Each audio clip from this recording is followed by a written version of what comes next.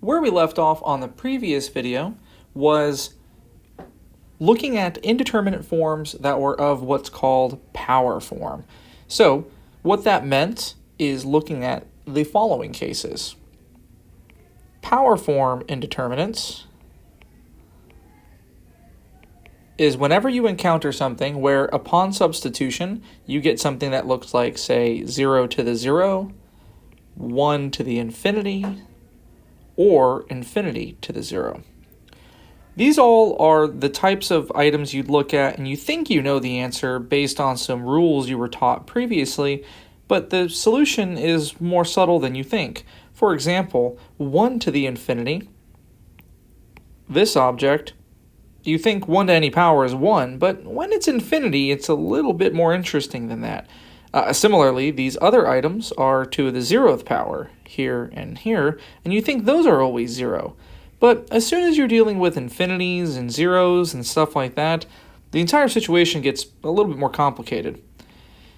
These are indeterminate, meaning that the answer is counterintuitive and it can be wildly different than what you think. For power form indeterminates, it turns out that the way to actually understand what these are is still in the realm of L'Hopital's rule, but here we're going to use logarithms. So that's kind of the sort of one-line answer here, is try logarithms. And the reason for that is because logarithms are really good, using their properties, really good at destroying exponentials via the power rule. So by using logarithms, you can somehow turn power form into, well, something that doesn't have a power, and then hopefully that's easier to compute. Let's look at a typical example you might run into. Let's compute the following limit. We're going to look at the limit as x tends to infinity of the quantity 1 plus 1 over x to the power of x. At face value, what we see on the inside here as x goes to infinity, it looks like 1 over x is going to 0, so it looks like that's going to a 1. So the overall expression as the power here is also going to infinity. It looks like not only is the inside going to a 1, but it looks like the whole thing is going towards, say, 1 to the infinity. But what we'll show in this example is the answer is not 1, and it's not 1 to the infinity. In fact, it's something a little bit more familiar than you think it might be. Let's take a look. What we're going to do is take advantage of the following property. I'll write it over here. You may recall from a previous lifetime the following. Namely, if I take an e and I put an ln inside of it, those two quantities cancel and I simply get the inside back. Or I can do that in the other way. The ln of the e witnesses a similar cancellation because those are inverse functions and I simply get the inside back. We're going to take advantage of this, and what we're going to do is we're going to take this entire expression, and that entire expression is going to play the role of one of these x's. So as a result, what we're going to do is we're going to say that this limit is equal to a limit as x goes to infinity of e to the ln of what we started with. So that's 1 plus 1 over x to the power of x. And those two things are equal exactly by this first inverse property of logarithms.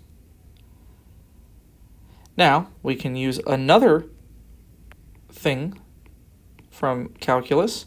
This is the fact that e to the x is continuous. So what that means is that we can pass limits through it.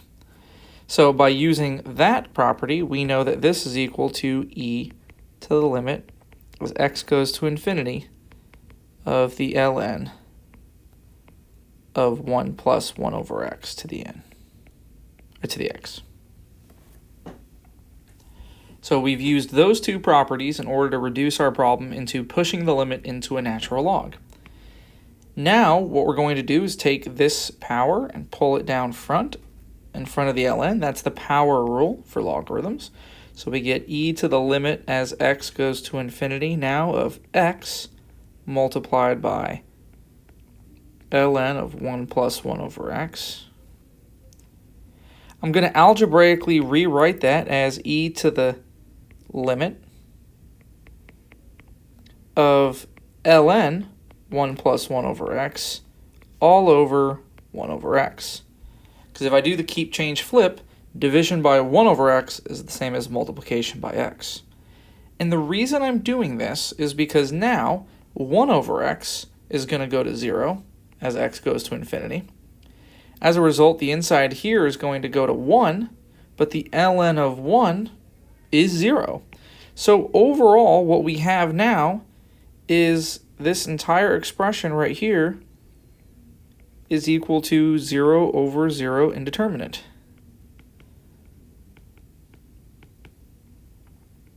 And that is exactly ready for L'Hopital's rule. So as a result, we can use L'Hopital's rule to rewrite this limit as e to the limit as x goes to infinity of differentiate the top, differentiate the bottom.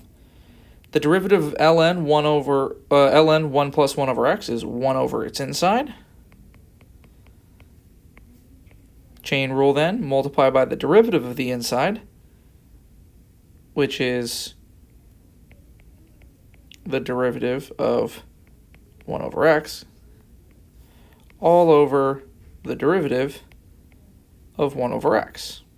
And I write it this way explicitly so that you can see this cancellation.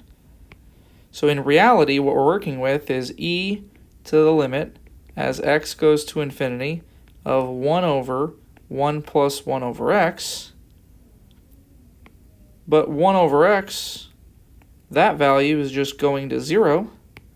So this overall expression is just going to go to e to the 1 over 1 plus 0, e to the 1, which is just e.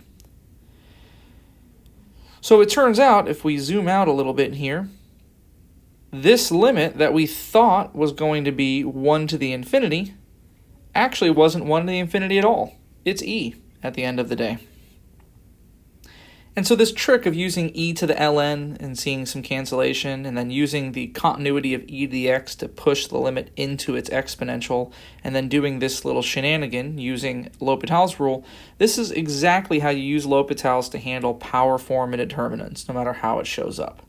So when I say try logarithms, this is what I mean.